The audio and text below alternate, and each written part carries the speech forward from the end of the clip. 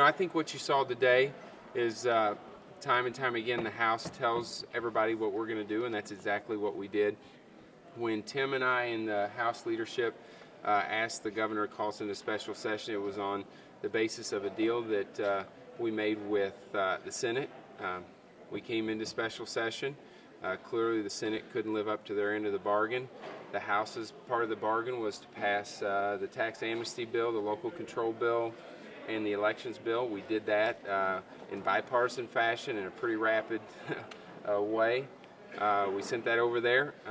They sent us a Facebook bill, a Mosiver bill, and an economic bill that was drastically different than the deal that we agreed upon.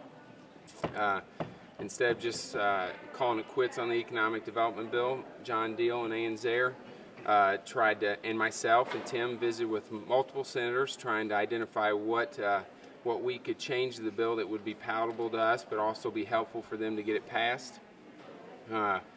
We made those changes, and we met them. I think you could, if you looked at the bill that we drafted, we met them probably 85 to 90% of the way, and to the point that the governor, with the governor, he agreed with us and said that he would enthusiastically support the bill that we agreed upon. Unfortunately, the Senate, before they even hardly got the language, said it's a non-starter, and so we were in negotiations with them last night, and we couldn't bridge the impasse on it. So instead of just taking our ball and going home, the House did, I think, the adult responsible thing.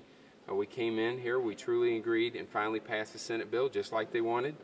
We truly agreed on Facebook. We truly agreed and finally passed the Mosiver bill. And so, it would have been real easy for the House to be petty and say, well, if they're not going to pass our House bills, we're not going to pass their Senate bills. But that's not how adults behave. That's not how the House operates. You saw with Tim and myself and the minority leader, Mike Talboy, things ran very, very smoothly today, and that's how we've ran all year, and that's how we're going to continue to run as long as I'm Speaker, and I suspect when Tim is Speaker, you're going to see it as good or better. And so, Tim, you want to add anything before we open up for questions? Yes. Extensive House caucus where we invited every single member to come, and we had met for over 2 hours and sat there until every single person spoke. And we let everyone have their time to speak to help Steve and I and the rest of the leadership team decide what to do next. We knew that there's a lot of forces pushing on all sides of this special session, both, mainly outside this building, but definitely within as well. And what we did was offer the caucus all of the options. And a strong, overwhelming majority of the caucus said, we do not want to just go home. We want to come back today and pass the bills before us. There's still a lot of consternation about Senate Bill 8. I have some of that consternation as well based upon everything I said last night. Nothing has changed. The surprise we got in all this was a bill largely constructed and delivered to us from the governor's office via a few senators that was not at all the agreement we agreed to back in July, mainly the piece involving Compete Missouri. With the flashpoint item of Mamtech, that caused a lot of members even more concern than they had about the bill. I don't know where the governor's been in all this. I was informed that he was at a fundraiser last night or the night before during the middle of these fragile, tense negotiations while we were all in this building till all hours. I will say this. We did not adjourn today and go home. What we did do was take up and truly agree to Senate bills without any, again, gamesmanship whatsoever. We did our duty, as the Speaker mentioned, and we lived up to our promises, as the Speaker mentioned, we would do.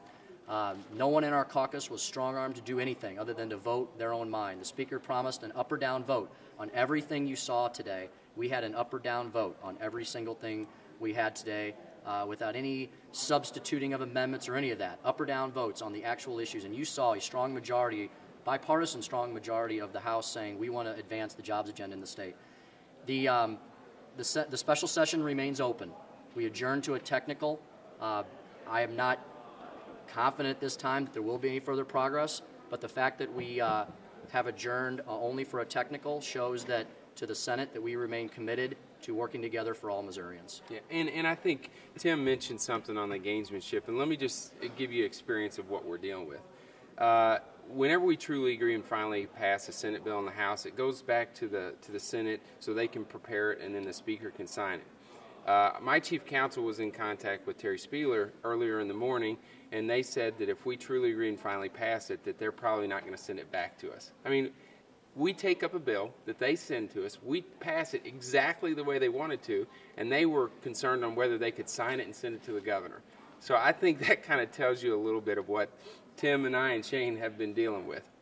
Luckily, I think they backed away from those comments, but we've done exactly what we said we were going to do, and I'm proud of all my caucus members. I'm proud of working with the minority and Mike Talboy, and I think this is how government should work, and be happy to answer any questions. Did you have a majority of Republicans in your caucus supporting Senate Bill 8? Could you have gotten a vote on it? Yeah, well, the version that the Senate sent us, or our version. Given after Manti, Tim and I are confident that it would have taken some work, but we're confident that we could have delivered on the agreement that, one, that we made before we came into special session, and two, that we could have gotten the votes on the agreement that we cut with the governor, that the governor signed off on. And I think if you doubt that, I think all you have to look is my record as Speaker and his as Majority Leader. If we want to vote, we don't typically lose.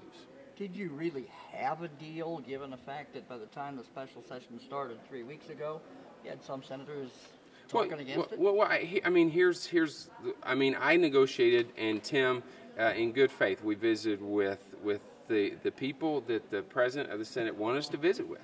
And, my job isn't to do the due diligence for the Senate. Whenever I agreed to a deal, Tim will tell you, I talked to him, I talked to the members of leadership before I agreed to it. I even called Mike Talboy and said, Mike, here's the parameters of the deal, what do you think? I didn't have to do that, but I think it's important as a leader to do your due diligence to make sure that when you say you can do something, you better be able to do it. And so I assumed that when they said they could do something, they could do it. Now I would readily admit that the dynamic and the environment has changed, which made it difficult for Rob, and I appreciate that, because I told him, I said, listen, the support that we had in May isn't quite what it is now, but I still think at the end of the day, if Shane, Tim, and myself would have sat down and said, hey, we need your help, and this is why we think this moves forward, we would have definitely got the votes. And I think anybody that's seen how I run the House as a Speaker, I think it would be hard-pressed to say that that's not exactly what would happen. Mr. Speaker, that immediately raises the question, why didn't you bring it? Let me do this one first, and then I'll go back. Do you think that the people on this floor who voted for the Mosira bill understood that the last line in that bill is that it does not take effect without Senate Bill 8? Absolutely. We discussed that in caucus. We informed everybody. The question is that a constitutional provision? Will it get challenged in court? It also means that maybe the Senate ought to budge a little bit and pass Senate Bill 8, and give us, listen, the House has been willing to work with the Senate. You look at the changes we made in the House version that John Dionne's there, we went 90%, 85 to 90% their way. And, they've got a few members that just don't want a deal. And, that's not our problem. But with 9% unemployment, with families struggling, the House did exactly what we said we were going to do. If you had the votes, why did you bring up something on Senate Bill 8 to demonstrate to the Senate that the votes are there? Well, I told them the votes were there. We were in a private meeting that we told them we had the votes. And the reality is we're not going to keep people around here and have gamesmanship just to prove them. You're not going to be able to point to many votes that I tell people we've got where we don't have. Can you think of one? Why not pass a bill? Well, no, hold on one second. Can you think of one? I don't know. I was here till midnight waiting for you to come back, so I'm half asleep. Well, I apologize for that. So I'll apologize for that one. I'm confident, and Shane, you can talk to other members of our caucus that were in the meeting. I think we're in pretty good shape. I think we could pass. I think if the Senate calls us today and says we will take your deal, I can assure you that we can get it passed. Is anyone scheduled to meet today with the Senate? Well, I think John and Ann have been in constant meetings. And the demonstration is, tell us that you can pass it. Why would I pass a bill if they can't even agree that they can even pass it? And why would I pass a bill when they're saying it's dead on arrival? I do have an obligation to my members not to waste their time. Today's actions demonstrate that we could have passed Senate Bill 8 as well, with all of the heartburn and the passionate issue we discussed today. We could have passed that bill. That I am certain of, because as you see, jobs and job creation and the state wanting to compete, move forward, trumps any other special interest problem. Yeah, and the logic of saying that we might not have the votes, listen, there's 55 Democrats, and I would tell you, without the circuit breaker, Mike tells me you could probably get 50 of them to vote. So are you trying to say that in good conscience you don't think that the Speaker of the House, the pro tem, and the Majority Leader could get 32 votes for a bill? Now, somebody's trying to pull the wool over your eyes. But why not pass a bill that would be different from what the Senate passed and go to conference? That's the regular process. Yeah, except we said we're not going to go to conference because if we have a philosophical difference, and what can we accomplish in conference that we can't accomplish right now? We didn't rush things.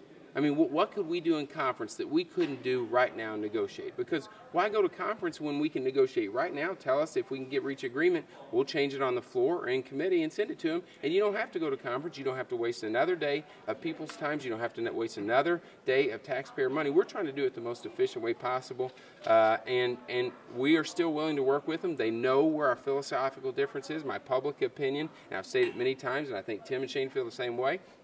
Functionally, the Senate's broke, where a couple people can dictate what happens over there. There's no way that we're going to allow sunsets to go on a program, on two programs that we think are worthwhile when the Senate's broke like that. And I will tell you, I was visited by senators today that readily admit, yeah, it's broke over there. So